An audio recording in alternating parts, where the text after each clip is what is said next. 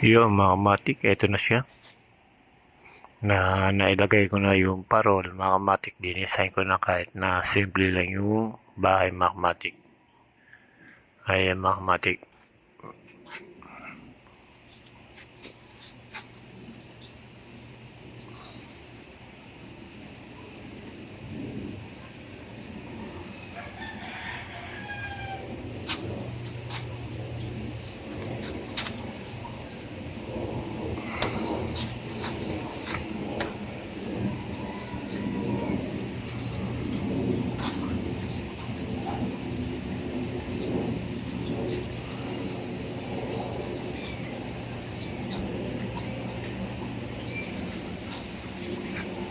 Yun mga matik.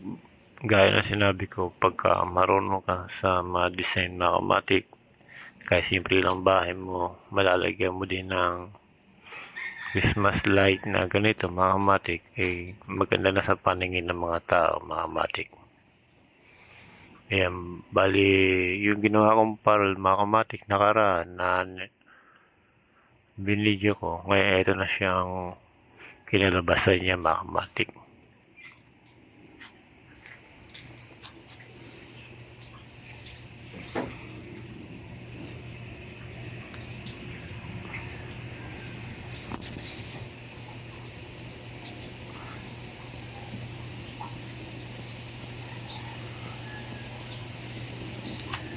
Ayan mga kamatik, ayan na siya.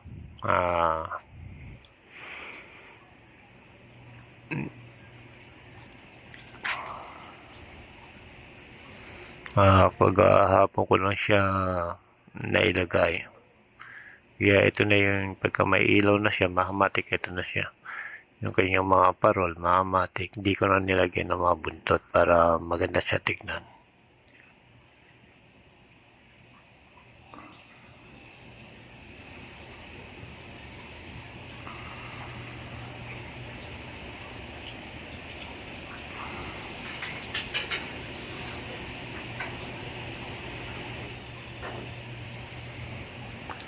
Yun mga matik, hanggang dito na lang mga matik, pinakita ko lang sa inyo kung anong resulta pagka nilagay ko na yung Christmas lights saka yung mga parol na ginawa ko mga walang buntot. Ito na siya mga matik, simple lang pero maganda siyang tignan.